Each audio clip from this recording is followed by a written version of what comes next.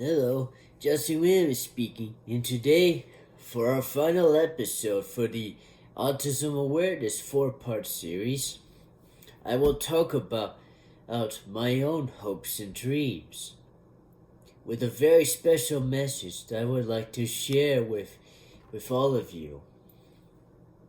Now, for, now, as everyone knows, hopes are made of dreams and wish fulfillments, that sort of thing.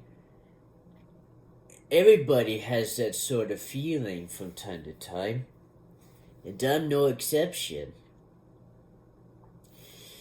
And my usual dreams about things I've always wanted to do. Say, like, as a voice actor, there are some things I've always wanted to do. Like, for example, be part of a Scooby-Doo mystery. And I did got a taste of it at an escape room about about about a little more than 3 years ago, just before like a second wave of the COVID-19 pandemic hit. It was around Christmas time, if I recall. Oh, I was able to not only help out friends I have invited to the occasion, but at the same time, I've also managed to solve the mystery of the whole escape room, which was the butler did it. It was such a good feeling. It's like being in the Adam West Batman, so to speak.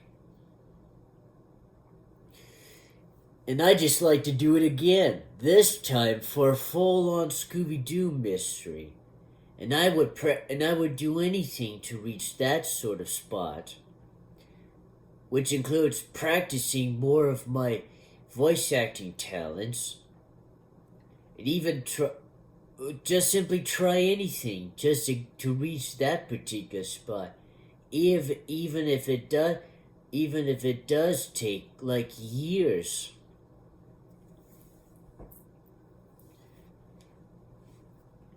Well, as long as the mysteries in Canada I'm in, and just joined the game for a particular mystery about a monster in Canada or something,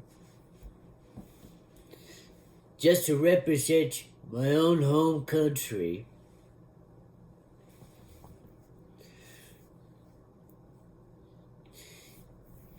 What I've also always wanted to make my own gaming tournaments using classic retro games that you just won't be able to play without any Wi-Fi connections at all. For example, Mario Kart Double Dash, which has a unique feature, which, like I said in a previous video, that this game has a unique ability that if you use a special broadband adapter and a few cables, you can connect one GameCube to another. And with different TV screens and such, you'll be able to race against other people with it. And that's one thing I've always wanted to do. To basically use everything that Mario Kart Double Dash has to offer with land mode, even if it doesn't exactly agree with everyone. Point of example, you can't choose the characters for every race playthrough, and you had to use whatever character you got. And that's being flexible, because you can't always get the characters as you want to play as, so you got to go with the flow and just be as flexible as you can be. And even just do like a old cup tour, exactly like in the game, where you can start off with Luigi Circuit and end with Rainbow Road, with the other like race courses mixed in, kind of scrambled up a bit.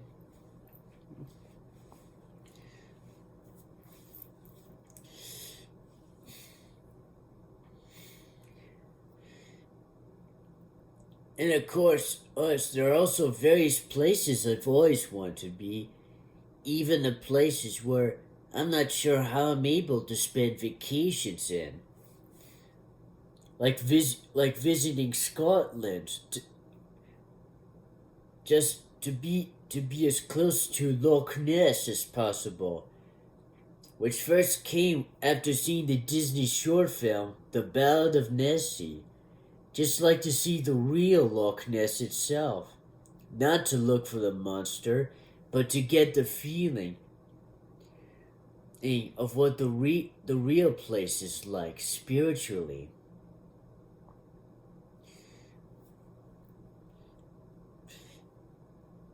And another and it's not the only place in the entire globe that I've always wanted to see for myself, or at least see certain things. Another thing I've always wanted to see is the Little Mermaid statue, which is an actual statue built in sculpted in 1913. Well, I know it's the early 20th century. Anyway, it's supposed to be a sculpted carving of the Little Mermaid based on the fairy tale by Hans Christian Andersen. And it's a world-class icon of Denmark. Unfortunately, there are duplicates that can be found, including Sylvain, California, a Danish town.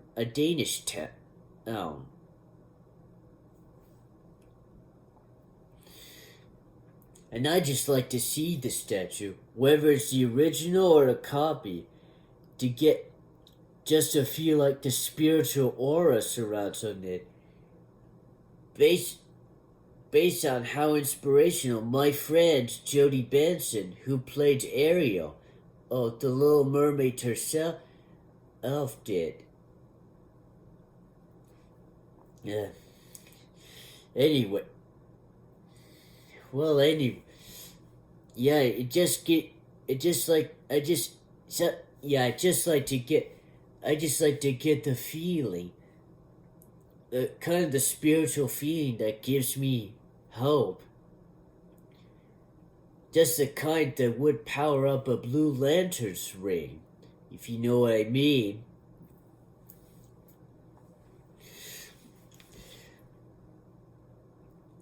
Of course, I have other realistic goals that I do as well.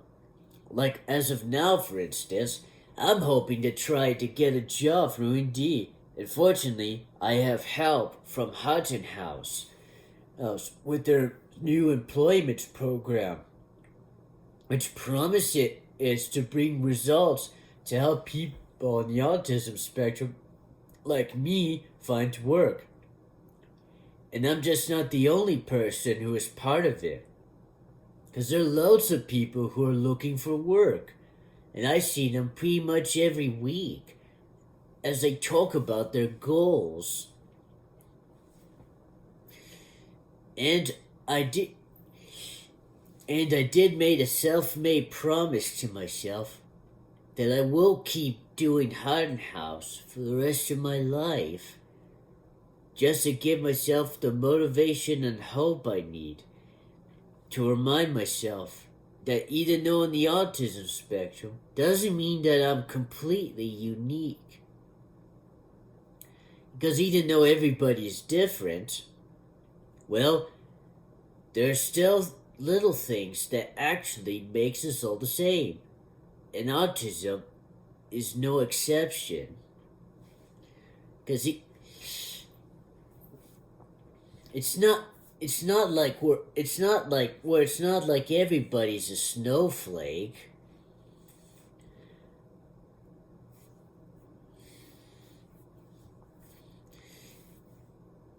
I'm getting some steps done. Like a few days ago, on Tuesday, I did a customer service class, and I've earned a certificate for a job well done.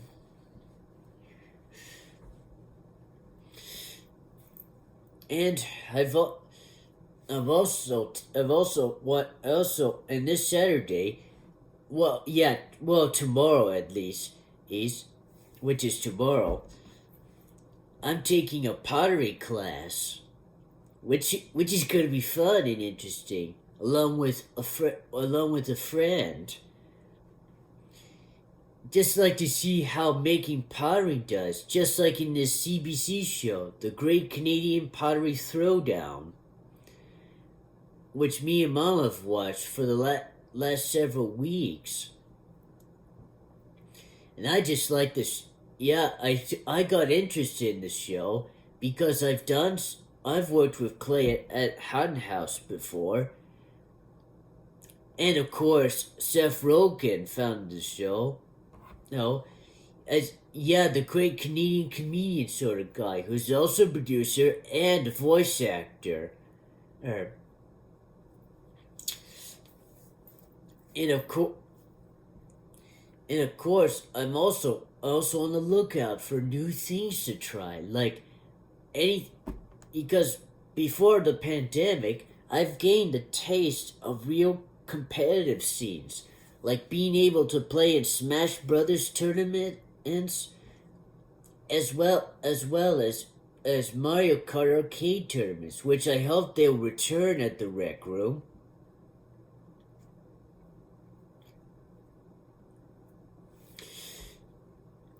I'm also on the lookout for trying new ways to be on the competitive scene, like playing billiards for competition. Just like because even people on the autism spectrum can play competitive sports like bowling and playing billiards. Just like a guy that I've seen on Love on the Spectrum, Australia, who is able to play competitive ball not just in his local hometown on the land down under, but has also competed in Las Vegas for an international tournament, which is cool, really. And I sure like to meet this guy, and maybe even ask him for some tips on how to play a good competitive game. And and I've also been interested. At least I have at least some interest in playing a game of disc golf because because here in London, Ontario, there's a disc golf course that runs along a bike trail, and some people do play that game around the summertime when the sun's out, which I often see when I go walk the dog every week.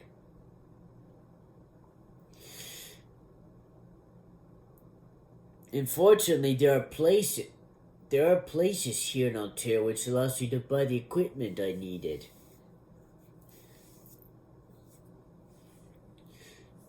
And most recently, because of what I've been learning about some new Digimon, I've also been interested in doing some Digimon trading card game. Of course, I have some Pokemon trading card art sets as well. Two of them are basically ready for local tournaments or just to play with someone for fun, as a way to show off my skills as a good player.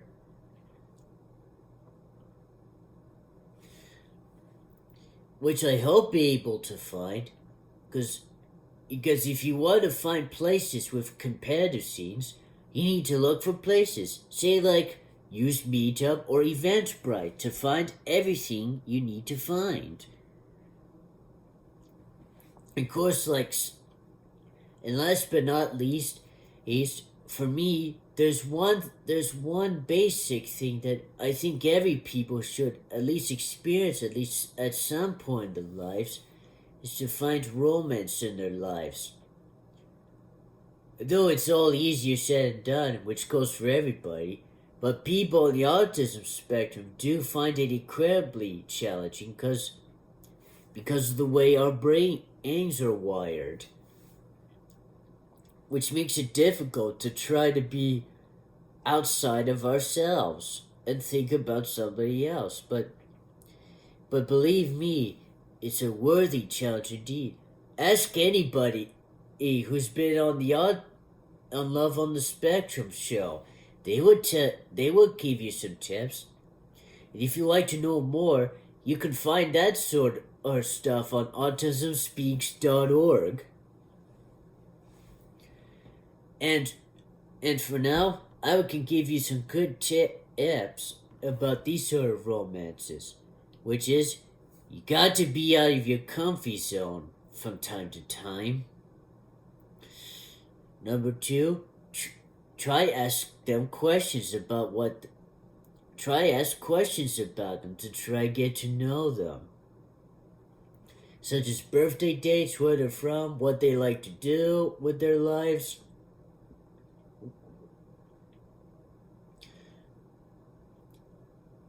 Yeah, just do anything that allows you to get to know these kind of people as much as you can. Because you know the old saying, it takes one to know one.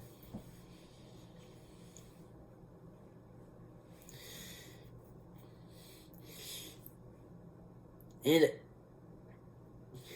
yeah, and that's basically.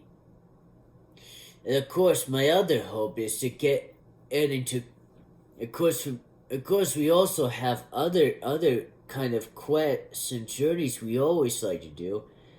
One of the best, at least the best one that's suited for me best, is to know my own family lineage, which is relatively easy if you sign up to a company like 23andMe, which allows you to take your DNA samples, and basically a genetic scientist can help trace your own family lineages, which allows you to discover where your most distant ancestors came from. At least as far back as they know. And for me, my ancestors are mostly from Eastern Europe, particularly around Austria and Germany.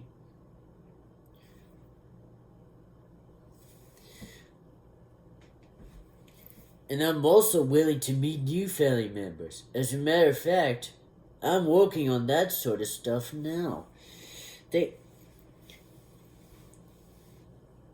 Because I now have a new niece that I really like to form a relationship with. And I'm tasked with the kind of responsibilities that allow me to do just that. And that's basic. And of course, as my other and last but not least, my main voice acting goal, the most realistic one I like to do now, is to join Nickelodeon. And because that company was basically my old childhood. And because of how strong and how positive these guys are, I like to join them. No matter what show they ask me to do, as long as it sounds good, it's good for me. It even guest starred some of the already established ones, like SpongeBob SquarePants. Because between that and The Adventures of Jimmy Neutron Boy Genius are my top favorites.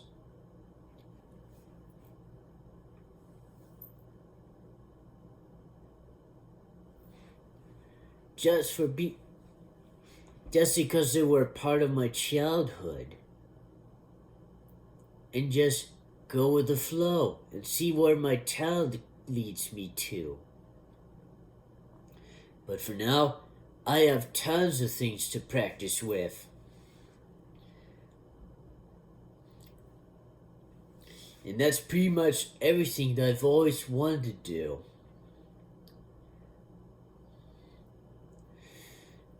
And I will give you this important message now. And the message is, for everyone on the autism spectrum, I would like to inform you that no matter what bad things happen in the entire world, everything, I just want you to never lose your hope. Just keep fighting a good fight. Go on a journey of self-discovery and maybe even discover your own ways of solving problems. Because everyone has their own ways of solving problems. Even I do. You just need to have a clear head so you have the vision to know where to look.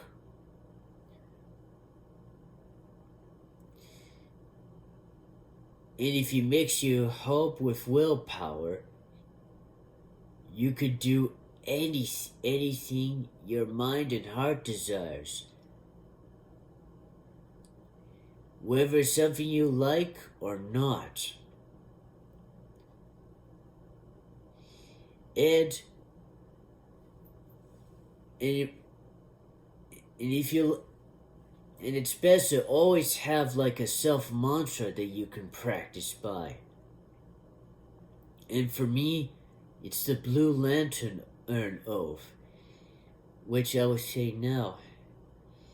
In fearful day, in raging night, with strong hearts full, our souls ignite.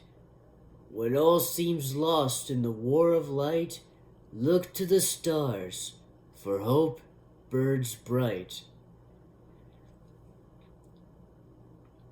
And that's it for the episode. If you have any questions about this video, please comment. Please say you can comment it in the. Please send your comments below, and I might be able to answer at least some of your questions. Because I'm always there to help bring hope to others. Along with other people, they're always going to help, including your own parents or even friends or people who wish to help people on the spectrum. They're always there for you. Justin out.